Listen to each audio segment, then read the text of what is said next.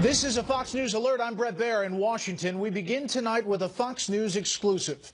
Satellite imagery shows the Chinese military has deployed an advanced surface-to-air missile system on one of its contested islands in the South China Sea. It's another example of a foreign power challenging President Obama to respond to an act of defiance and aggression. Correspondent Doug McKelway with the breaking news tonight. Good evening, Doug. Evening, Brett. The discovery of these missile batteries on Woody Island in the disputed Paracel Islands of the South China Seas comes just as President Obama and leaders of the ASEAN summit pledged to commit themselves to maritime security and safety, including freedom of navigation and overflights, a pledge which now appears to be dashed in the face of Chinese provocation. It's a nightmare for President Obama. It embarrasses him in the middle of a summit that he's called with the leaders of Southeast Asia. That's the goal of the summit, was to create a kind of unified response in the South China Sea and avoid militarization. Civilian satellite imagery obtained by Fox News appears to show that China has placed a battery of its highly sophisticated HQ-9 air defense missiles on Woody Island. A U.S. official confirmed that the accuracy of the photos is real. The HQ-9 missile system, which closely resembles Russia's S-300 missile system, has a range of 125 miles. It would pose a threat to any airplane, civilian or military, within that range. The missile placement is the latest in a series of provocative actions by China in that region. 450 miles southeast in the Spratly Islands, China has been dredging sand to build up an airstrip. That airstrip is now completed and in use. China last December accused the U.S. of a series of military provocations after an American B-52 bomber flew over the Spratly Islands. China's defense ministry demanded Washington immediately stop such aggressive acts. The U.S. responded that the overflight was unintentional and that bad weather may have contributed to the pilot flying off course. The placement of the missile batteries comes 3 weeks after Secretary of State John Kerry visited Beijing to discuss the contested islands. At that time, China's foreign minister pledged not to militarize them. And just within the past half hour, President Obama completed his closing press conference at the ASEAN conference. He did not address China's placement of the missile batteries on Woody Island. We have reached out to the White House for further comment. They have not yet responded. Brett? Doug, thank you. As we get more details, we'll head back now to presidential politics. It's only Tuesday of primary week in South Carolina, the primary Saturday, and Republicans are not leaving themselves much room to go further downward in the negative campaigning department. The rhetoric already resembles, according to some, a professional wrestling free-for-all cage match, and there are still 3 more days to go. Chief political correspondent Carl Cameron has the down and dirty details from Columbia tonight. Courting South Carolina's high population of active and retired military, Republican candidates zeroed in on defense policies and one another. Jeb Bush took aim at Donald Trump. He thinks he can use his real estate skills to somehow magically bring to light the weapon systems necessary to keep our warfighters safe, that magically we'll have an army of 490,000. That's not a reality-based statement. Trump, who attended an elite military prep school, insists he's the most, quote, militaristic in the field and will do the military better than anyone. He's pounding Cruz as dishonest and nasty. You know this guy, Ted Cruz, he stands in the I've never seen a human being lie so much. He lies about everything. Cruz went to the USS Yorktown near Charleston to detail and expand his defense and security strategies.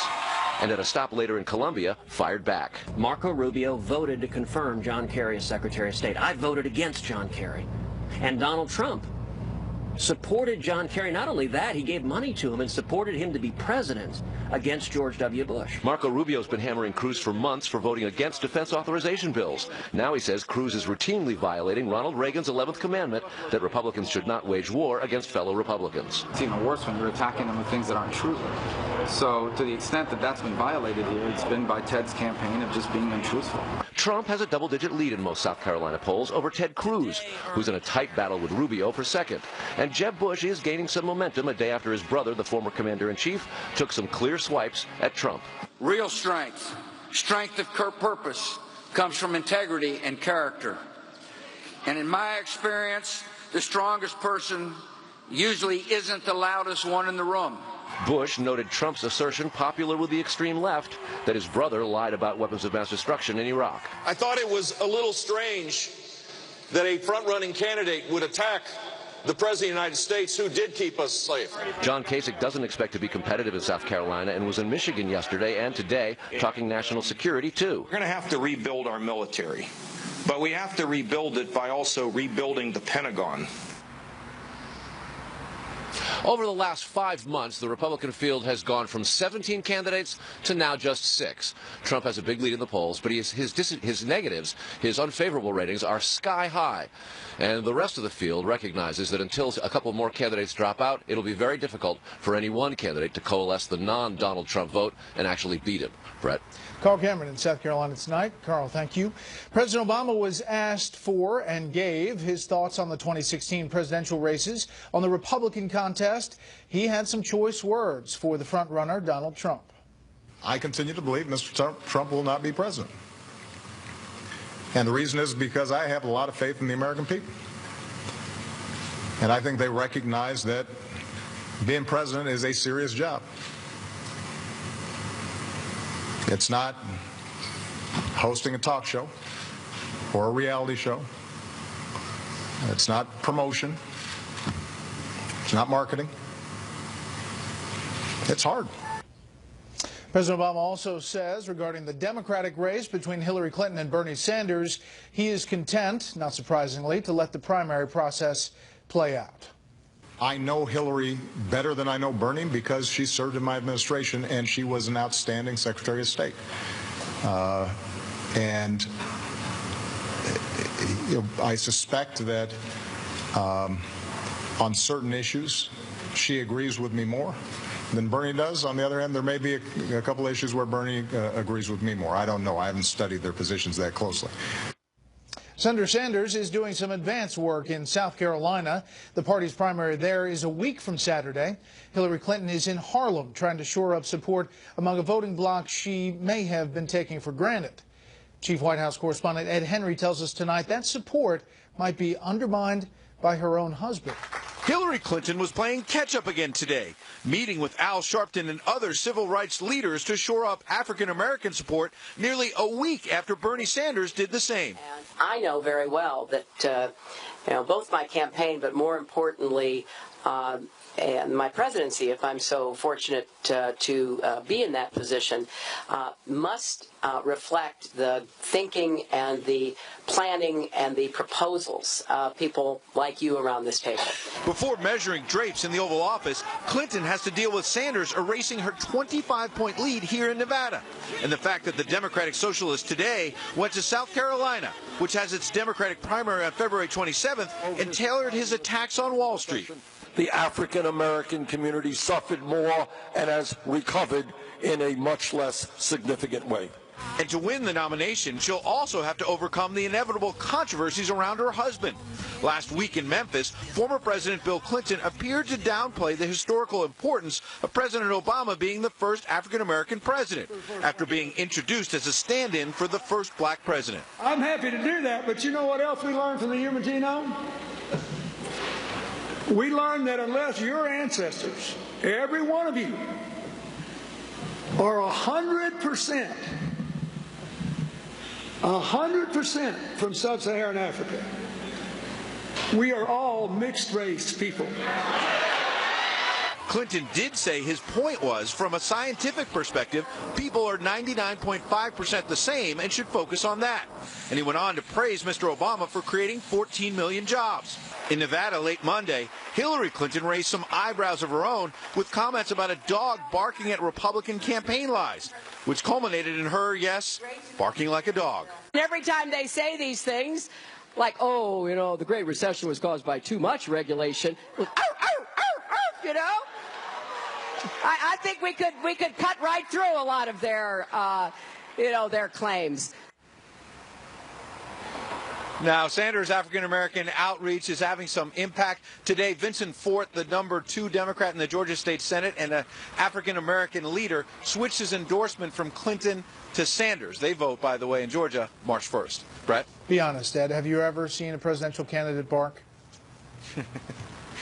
No, Democrat, Republican, or Independent. Never, Brett. All right, Ed Henry live in Las Vegas. Ed, thank you. President Obama is standing firm on his resolve to nominate a replacement for the U.S. Supreme Court Justice Antonin Scalia, who died over the weekend. And he says senators should do their job. As you just saw with the president's political comments, he made comments to the media a short time ago in California. Correspondent Kevin Cork is traveling with the president in Rancho Mirage, California. Hi, Kevin. Hey there, Brett. You're right. This Asian Leaders Summit was supposed to represent a major pivot to the Pacific for this president, the last year in office for him. But obviously, this has been overshadowed by the death of Supreme Court Justice Antonin Scalia. And so it's effectively pushed to the background the conversations that the president was having with the leaders about important issues like trade and security and economic cooperation. Instead, all anyone wants to talk about is the nomination process and the bruising battle that the president will likely face as he puts up for a vote a possible Supreme Court nominee. This is the Supreme Court, the highest court in the land. It's the one court where we would expect elected officials to rise above day-to-day politics. And this will be the opportunity for senators to do their job.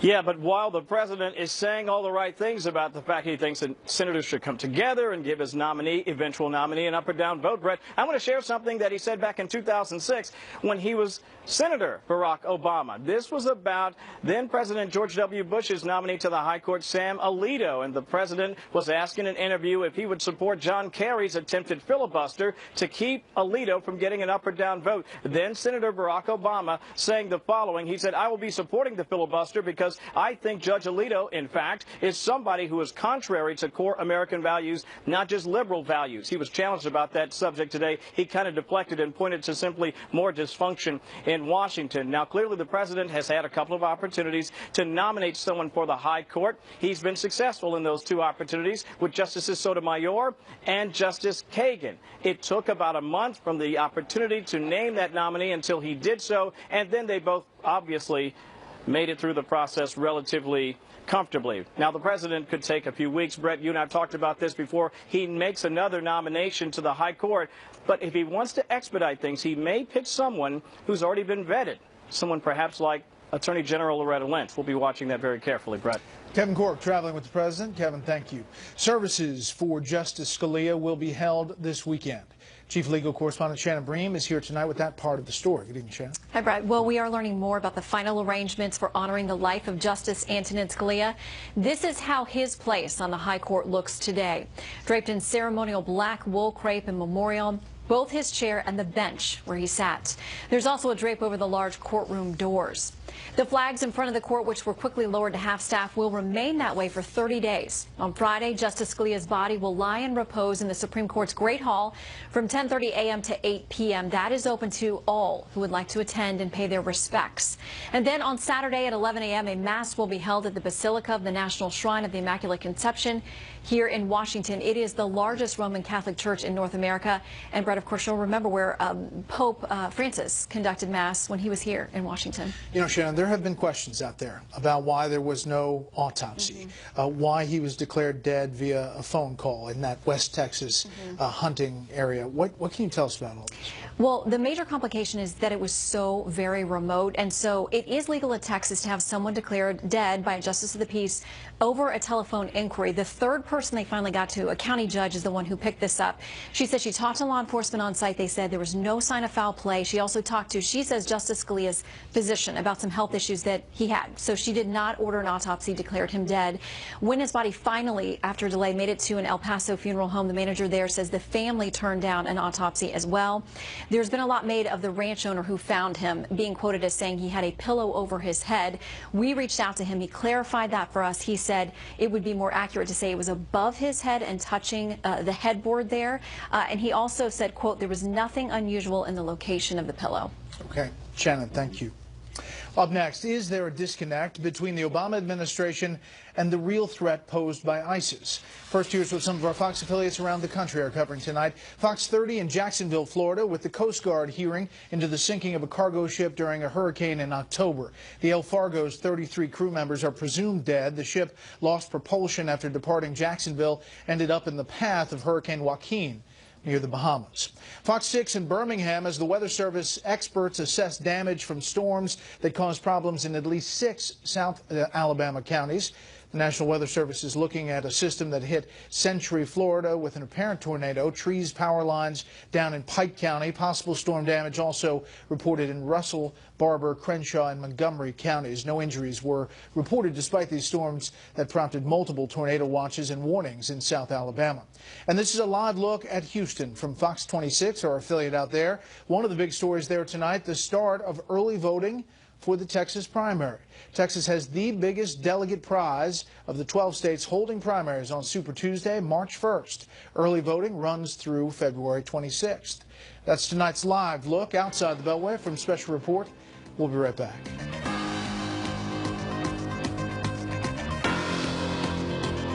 News across the world now. The American rock band Eagles of Death Metal was back on stage in Paris today. The band played at the Bataclan Concert Hall the night of last year's terror attacks that left 130 people dead. Today they played to a crowd full of fans who survived the terrifying massacre. Armed police guarded entrances to the performance, and concertgoers went through 3 bag and body searchers on the way inside. Refugees fleeing from the ISIS stronghold of Raqqa, Syria, say terrorist leaders are cutting salaries, releasing hostages at down market prices, and taking other measures to deal with a cash flow shortage. ISIS once bragged about minting its own currency, but coalition airstrikes against cash stockpiles and oil infrastructure have eroded millions of dollars from ISIS finances since last fall. There is an apparent difference of opinion tonight about just how dangerous the threat is becoming from ISIS terrorists. Chief Intelligence Correspondent Catherine Herridge has our report and a warning here. Some of the images you see may be disturbing.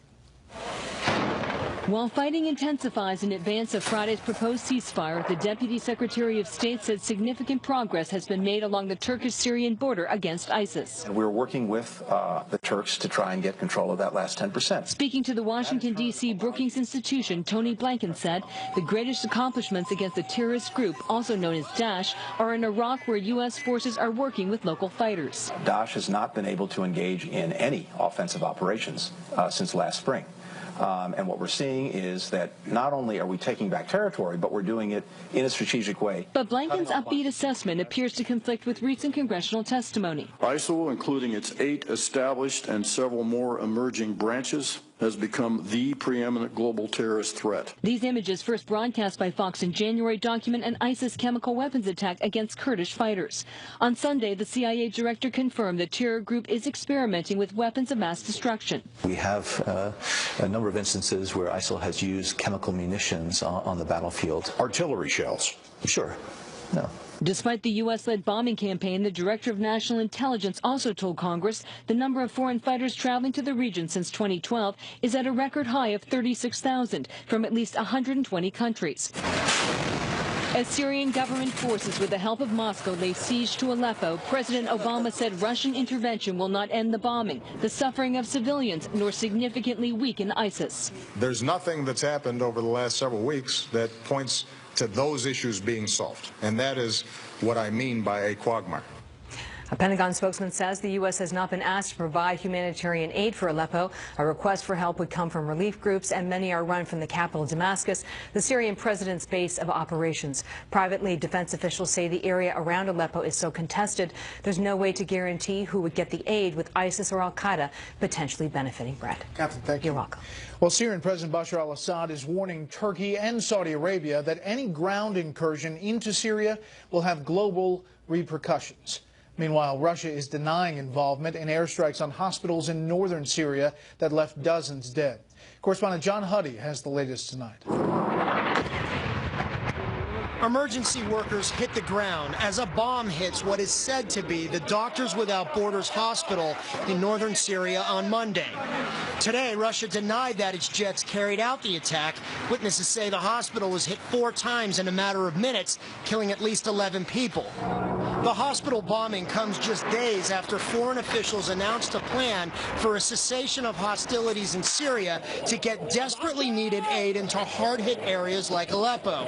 But Syrian government forces, backed by Russia, continue to pound rebel-held positions there, and the violence is intensifying. Turkey and Saudi Arabia, opposed to Bashar al-Assad's regime, have suggested sending ground troops into Syria and have called on the U.S. to join a ground operation. U.S. officials say there are no plans to do that. In fact, the U.S. and Russia agreed to the temporary cessation of fighting.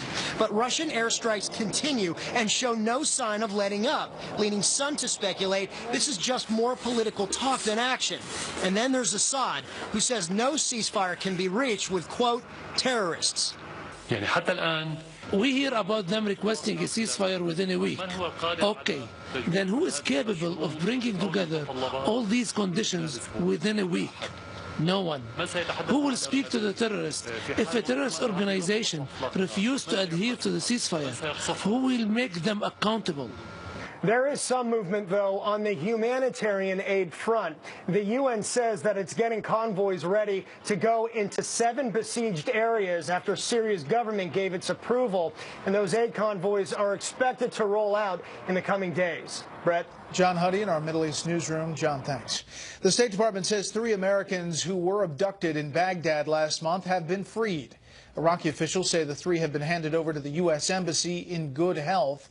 They were kidnapped from what was termed a suspicious apartment in a mixed neighborhood home to both Shiites and Sunnis.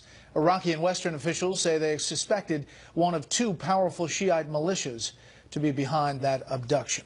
It has not been a good campaign season for the people who make political ads. We'll look at the mistakes, both serious and not so serious, when we come back.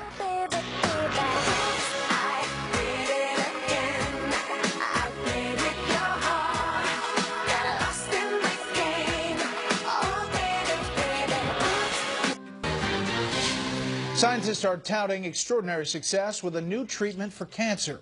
They say early trials of a method using modified white blood cells to target certain types of the disease have resulted in success rates as high as 94%. But they caution reprogramming the immune system has dangerous side effects, and 2 patients in the trials have died. America's election headquarters in depth tonight. Eye-popping figures on how much money the presidential campaigns are throwing at ads. So far in 2016, more than $231 million, including more than $35 million in South Carolina alone, according to SMG Delta and NBC News. With all that money at stake, you would think the campaigns would want to be sure they were getting it right. But mistakes, both factual and tactical, are flooding the airwaves. Chief Washington correspondent James Rosen takes a look. It's morning again in America. With those words, Marco Rubio's ad makers sought to stir memories of the patriotic commercial that helped President Reagan win re-election in 1984. Except the America depicted in Rubio's opening shot was shot in Vancouver. The Canadian flag can even be seen hoisted above the vessel trawling through the harbor. In a number of ads this cycle, what you get isn't exactly what you see. Case in point, Donald Trump's first ad from January. He'll stop illegal immigration by building a wall on our southern border. Except that border and all those crossing it were filmed in Morocco. A maker of hundreds of Republican ads explained how such things happen. You're making these ads as fast as you can. You're staying up in the middle of the night in these dark, gloomy edit studios, and mistakes get made. Sometimes they're just tiny microscopic errors that, in the bright light of the media spotlight, become big stories. The Rubio campaign thanked BuzzFeed for catching the Canadian goof, but kept the ad up. A spokesman for Trump said their use of the Moroccan border was 1,000% intentional. Ted Cruz, however, did pull an ad found to have used as part of the ensemble cast a former adult film star. And Virginia-based Media General, owner of 71 TV stations in 48 markets, pulled an ad created by the super PAC supporting Cruz that accused Marco Rubio of backing sanctuary cities, calling the ad inaccurate. There's been so many negative negative ads in the last couple of presidential races. 80–90% of all ads are negative, and nothing is positive. The problem is we're now not sure negative ads work, and when you have such a glut of them, it's hard to know what's true and not true, and I think people tune out. Of course, the most devastating and buzzworthy political commercial of all time, Lyndon Johnson's attack ad against Barry Goldwater, marrying the image of a little girl picking daisies with a nuclear mushroom cloud, also had to be pulled after only one airing. Brett? James Rosen, our resident historian. James, thanks. Russia is joining fellow oil powerhouses, Saudi Arabia, Qatar, and Venezuela, in calling for a freeze on oil exports. But they want other countries to join in, and Iran says it will not. Iran is just getting back into the oil business after the end of Western sanctions. An 18-month slide in the price of oil has taken it to its lowest point in more than a decade. Stocks were up today. The Dow gained 223. The S&P 500 was up 31. The Nasdaq was up 98. Down and dirty, down south. Republicans are going after each other hard in South Carolina. We'll talk about it with the panel when we come back.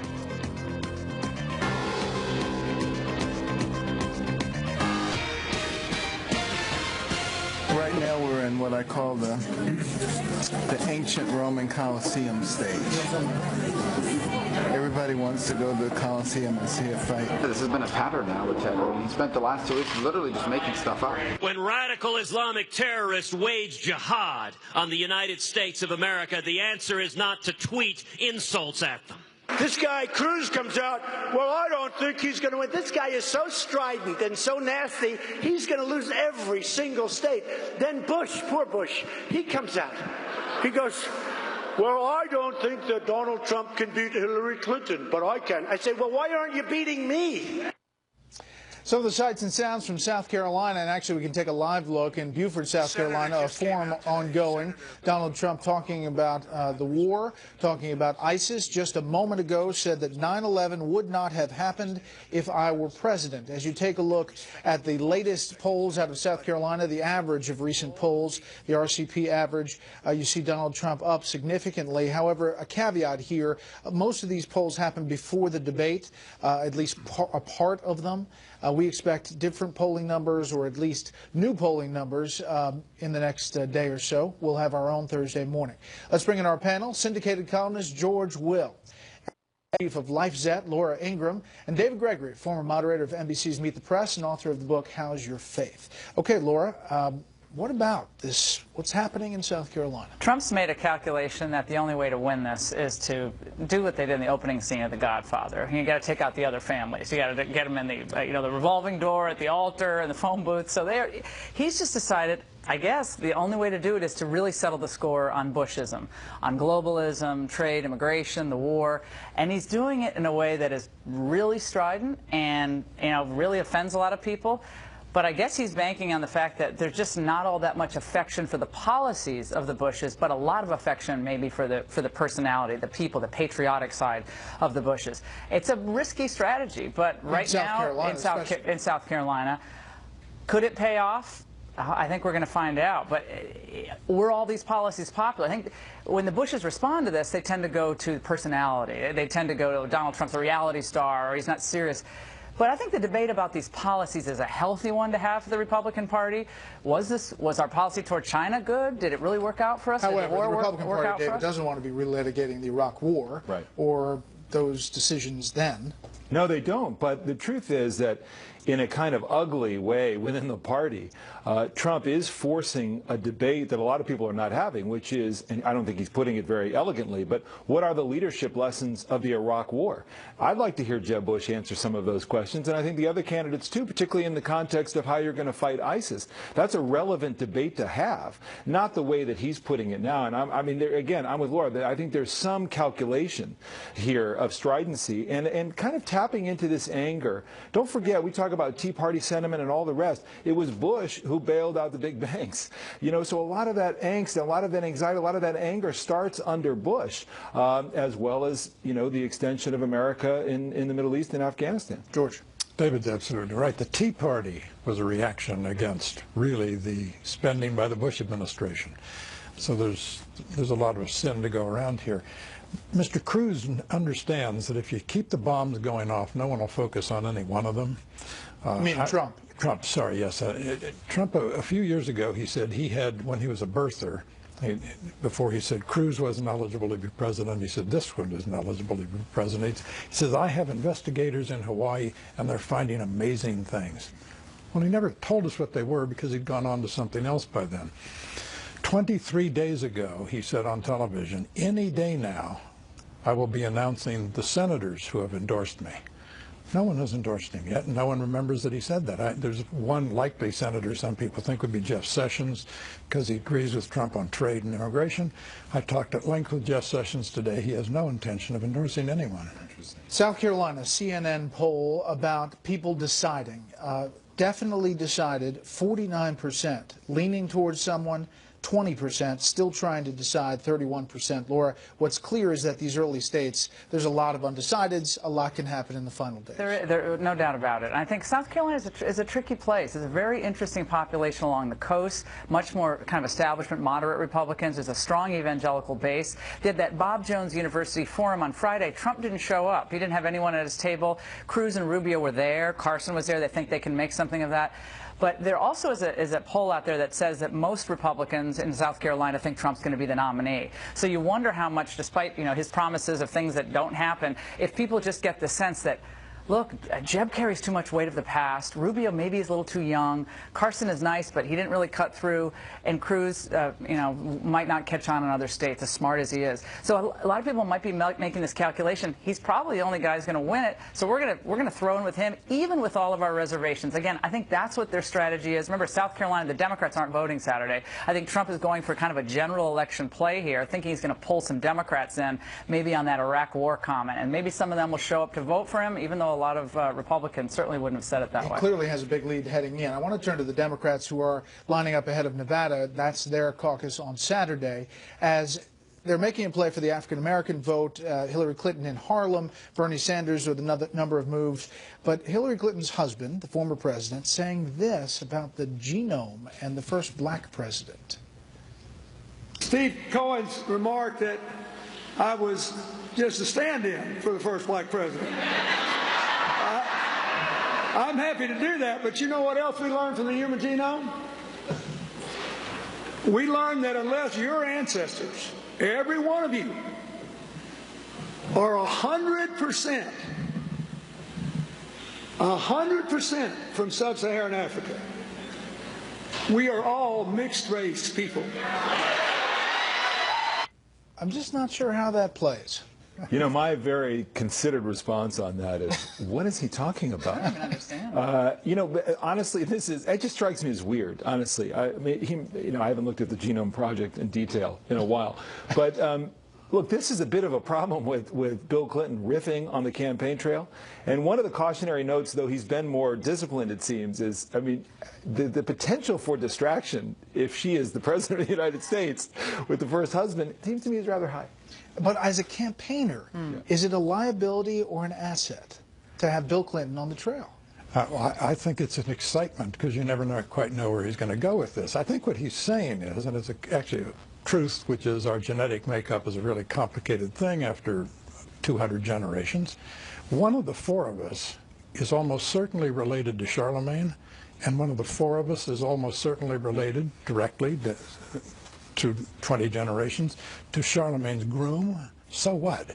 What's interesting is that the Democratic Party makes so much out of race and identity politics to have him come out and say, well, by the way, race is a pretty blurry concept. And it doesn't really fit on a bumper sticker, Laura. No, it doesn't. I agree with David. I don't really even understand why he thought bringing that up there is going to help Hillary. Remember back in South Carolina in 2008, he made that comment about this is the biggest fantasy ever, paraphrasing about Obama. Hillary today was in Harlem and gave a speech about race, very emotional. She talked about privilege, that the white Americans, a lot of references to white Americans. It struck me as kind of odd. I mean, I know you have a black audience, but they're supposed to be unifying the country, yet it's always slicing and dividing the country up into this identity politics moment. And I mean, I guess we're all at a speech code forum at Harvard University now. It seems like whatever happens at the universities, George, you made this point, is trickling down and now into our political conversation. So it's about white Americans think this, black Americans are supposed to think this. And I thought we were all supposed to have our own individual thoughts, but maybe it's a report. China makes a major move today.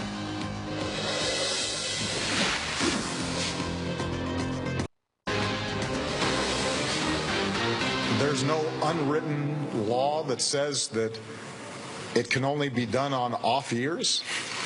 That's not in the constitutional text. I'm amused when I hear people who claim to be strict interpreters of the Constitution suddenly reading into it a whole series of provisions that are not there. President Obama today and Rancho Mirage, California, talking about the Supreme Court vacancy now that Justice Scalia has passed, and he will make a nomination, the president says. We're back with the panel. We'll start there. There was also breaking news about China's moves as he's meeting at this summit. George, let's start on the Supreme Court vacancy, the president's rationale. He obviously was a senator he filibustered a Supreme Court nominee in 2006. He didn't answer that question today. You have to admire the president's ability to say with a straight face that the Republicans should give a full hearing and vote on his candidate, because that is the original intent of the founders. We know his devotion to that. Here is a man who has been rebuked repeatedly by, of all things, the Supreme Court, often 9-0, for his departures from the clear text that he's now construing strictly. Well, this is politics. We understand that. He has a point. He's president. Anyone in his position would send up a nominee, and the Republicans are going to have to deal with it. And I think what they should do is have hearings in the Judiciary Committee, have a vote on the floor, a full debate, and explain why they don't want that particular person. It is certain they will not want that person, and they can just explain why. Chuck Schumer in 2007, Alberto Gonzalez today. We should not confirm any Bush nominee to the Supreme Court except in extraordinary circumstances. When President Bush was in the White House, we had obstruction by the Democrats, and so the Democrats are not speaking here on a moral high ground. So there's hypocrisy on both sides with politicians. You know, Mitch McConnell has said other things. Bottom line, what do you think is going to happen here? Not much, except that I think that the president is, of course, going to nominate someone. Senator Grassley, who runs the Judiciary Committee, has not said that there won't be a hearing, and we'll see what happens. I mean, you know, this is a high-stakes nomination, to be sure. The president sounded pretty idealistic today about the process. I wish he had been that idealistic when he was actually in the Senate. But I do agree with him from that point of view that this ought to be a moment to try to rise above these moments and pick somebody who's really qualified. You know, the story that David Axelrod tells about, he said to the White House, send me somebody really, really smart. That's what I want. Send me Elena Kagan. Now, he realized there was going to be somebody who didn't agree with him.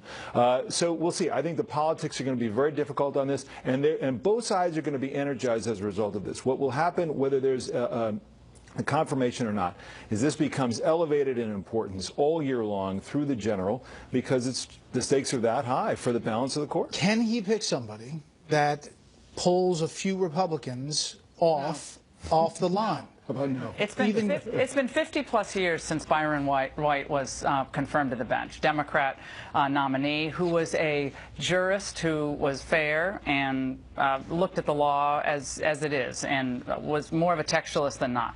Now, since then, I can't think of one Democrat nominee, certainly in recent last 25 years, who has been nothing but a reliable vote for the most leftist activist policies and rulings on the court. I clerked for Justice Thomas, as a lot of people know, and I look back to the last 30 years, and I really, other than Justice White, I can't imagine one Democrat that the president would pick, one nominee that the president would pick, who would not be a vote for expanding the rights of illegal immigrants to vote, environmental policy, abortion law, unions, against gun rights. So that's what's at stake for the Republicans. They know it. If it was someone like a Byron White, then I think it'd probably be different. Meantime, he's at this conference, this summit, ASEAN conference, and China moves surface-to-air missiles on these contested islands.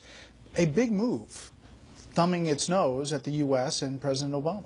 They're militarizing islands that they're creating. in the South China Sea on their so-called 9-dash line. And this is another sign of where really big nations with really big ambitions are prodding and poking and seeing if there'll ever be a response. We have a fleet over there. We have an admirable admiral who wants to sail close to these islands and test the international law. But we'll see what the president does now. Quickly, I mean, this is a standoff. It is a standoff, and I don't think you know, he wants to position himself for anything militarily, but it's going to occupy a lot more time and a lot more effort to try to get China to fall into line when a lot of others who have challenged the president have not yet fallen into line. Debate on the political party, Trump, Bush. Has our policy toward China been successful? Are we stronger vis-a-vis China and in the rest of the world today? I think that's worthy of debate. That is it for the panel, but stay tuned to find out the food fueling the presidential candidates. What's up? Campaign finances, of course, under scrutiny, particularly how much dough the candidates are spending on food. One late-night host is keeping track. Hillary Clinton making a breakfast stop at this Manchester Dunkin' Donuts. With Rubio here in New Hampshire, his wife Jeanette, and their 4 children looking for a snack. Today, it's donuts. We're going to Dunkin' Donuts. According to Boston.com, Democrat Hillary Clinton spent nearly $1,900 at Dunkin' Donuts. And second, Jeb Bush at just over $400. Bernie Sanders in third at more than $230. Donald Trump only spent $10. Thanks, everybody, who's into your home tonight. That's it for this special report. Fair, balanced, and unafraid. Greta goes on the record in a few seconds.